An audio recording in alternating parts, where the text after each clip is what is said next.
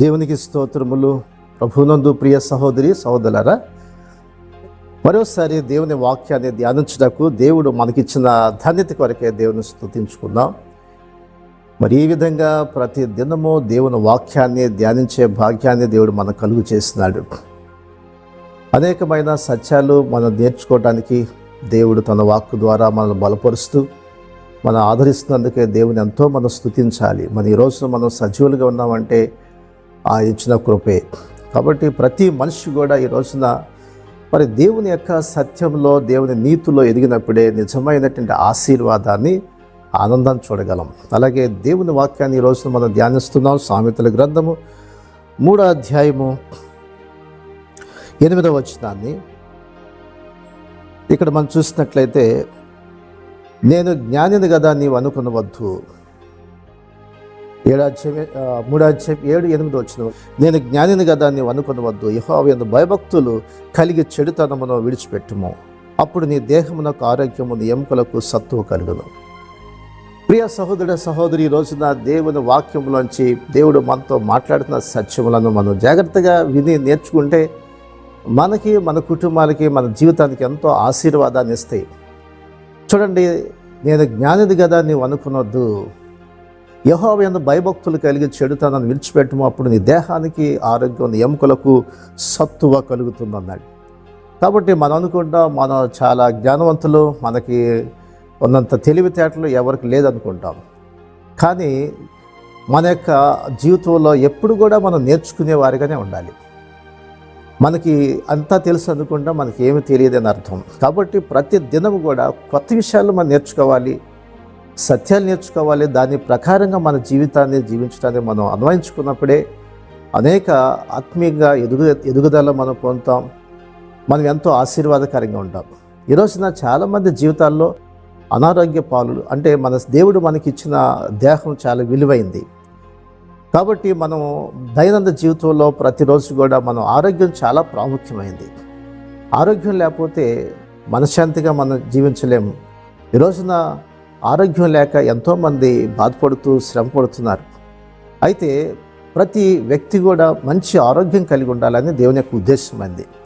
సహజంగా ఎందుకు మనుషులకి అనారోగ్యాలు, సమస్యలు వస్తున్నాయి అని చూస్తే దేవుని వాక్యం ఏం సెలవిస్తుంది అనుకుంటే, ఆయన అంటున్నాడు, నా పాపముల బట్టి నా ఎముకల్లో సత్తువ తగ్గిపోయింది అంటున్నాడు. మా పాపముల బట్టి ఎముకల్లో సత్తువ తగ్గుతుంది, అనారోగ్యాలు వస్తున్నాయి మన అవిధేయతల వల్ల. కాబట్టి మనుషుడు ఈ రోజున మరణించడానికి కారణం ఏంటి? ఆజ్ఞ అతిక్రమించడమే పాపం. పాపం వల్ల జీతము మరణం అంటున్నాడు. మరణానికి ముందు ఏమొస్తుంది? అనారోగ్యాలు వస్తాయి. జబ్బులు వచ్చి ఎలా చనిపోయాడంటే అతనికి అనారోగ్యం వచ్చి చనిపోయాడు అంటారు. కారణం ఏంటంటే జబ్బులు మనుషుల్ని మరణానికి తీసుకొని వెళ్ళిపోతూ ఉంటాయి. కాబట్టి మనిషి ప్రతి ఒక్కరు కూడా ప్రతి దినం కూడా మంచి ఆరోగ్యాన్ని కలిగి ఉండాలి. అది దేవుని యొక్క ఉద్దేశమైంది. మరి ప్రతిరోజు కూడా మనం తీసుకున్న ఆహారంలో కానీ, మనం తీసుకునేటువంటి యొక్క ఆహారంలో, వస్త్రాలు కానీ మనం శుభ్రమైన ధరించుకుంటూ మంచి ఆహారం తినడం అనేది కూడా చాలా ప్రాముఖ్యమైంది. అలాగే ప్రతి దినము కూడా కొంత వ్యాయామం చేసుకోవటం, ఒక అరగంట ప్రతిదినం కూడా ఒక వాకింగ్ చేయటం కూడా మన శరీరానికి ఎంతో మంచిది. కాబట్టి మరి శరీరం బాగుంటే మరి మనసు బాగుంటుంది. అలా ఆరోగ్యం బాగుంటే మనం ఎంతో సంతోషంగా, ఉల్లాసంగా ఉంటాం. కాబట్టి ప్రతి మనిషి కూడా తన శరీరాన్ని సంరక్షించుకోవాలి, తన యొక్క శరీరాన్ని కాపాడుకోవాలి, తమ యొక్క ఘట్టమును కాపాడుకోమని ఉంది. అలాగే మన కుటుంబంలో మన బిడ్డలకు కూడా, మన యొక్క వారికి కూడా మంచి ఆరోగ్యవంతులుగా ఉండటానికి వారికి కూడా మంచి ఆహారాన్ని ఇవ్వాలి, వారికి మంచి అలవాట్లు నేర్పించాలి. మంచి పద్ధతులు నేర్పించినప్పుడు వారు కూడా మంచి ఆరోగ్యవంతులుగా ఉంటారు. అలాగే దేవుని వాక్యాన్ని మనం కనుక ధ్యానం చేస్తే చూడండి, యెహోవా యందు భయభక్తులు కలిగి చెడుతనాన్ని విసర్జించుము, అప్పుడు నీ దేహమునకు ఆరోగ్యం, నీ ఎముకలకు సత్తు అన్నాడు.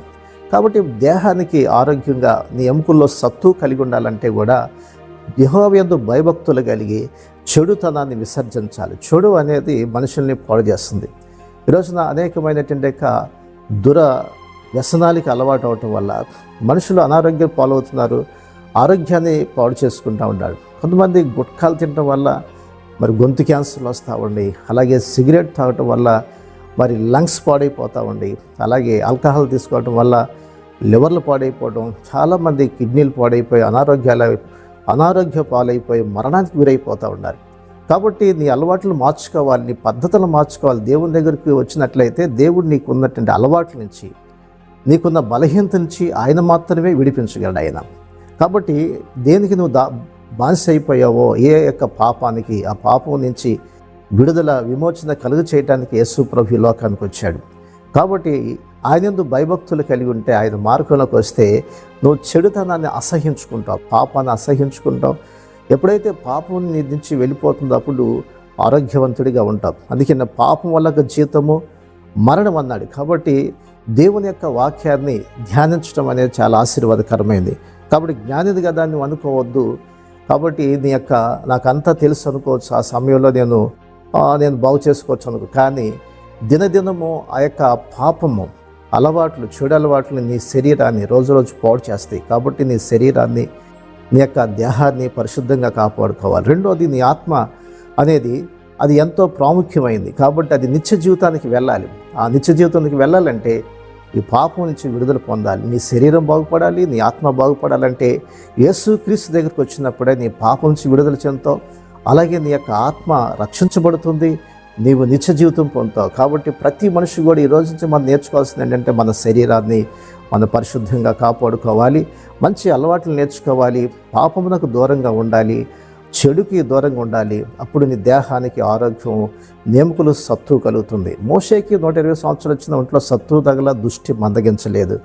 అలాగే కాలేబు మరి దేవుని యొక్క ఐగుప్తు నుంచి బయలుదేరినప్పుడు అతడు మరి 40 సంవత్సరాలు గలవాడు. అలాగే కానాను చేరే సమయంలో 85 సంవత్సరాలు వచ్చినాయి. అంటాడు నా యొక్క మరి నడవగలను, యుద్ధం చేయగలను అన్నాడు, పరిగెత్తగలను. అంటే నేటికి అదే బలం ఉంది. 40 ఇయర్స్లో ఉన్నప్పుడు ఎంత బలం ఉందో నేటికి అదే బలం ఉందన్నాడు. అంటే దేవునితో నడిచేటువంటి వారికి, ఆత్మీయంగా పరిశుద్ధంగా జీవించే వారికి దేవుడు బలాన్ని, శక్తిని, ఆరోగ్యాన్ని ఇస్తాడు. అట్టి కృప దేవుడు మనందరికీ అనుగ్రహించినట్లుగా చిన్న ప్రార్థన చేసుకుందామా?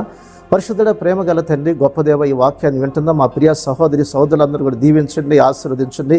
ప్రభు ఆరోగ్యం, ఆయుష్నిచ్చేవాడు నీవే, బలము ధరింపచేసే దేవుడు నీవే.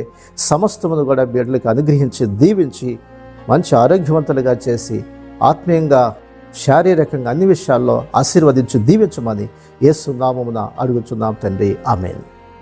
ఈ శ్రేష్టమైన సందేశం మీకు దీవెనకరంగా ఉంటే 10 మందికి షేర్ చేయండి, లైక్ చేయండి, మంచి కామెంట్ పెట్టండి.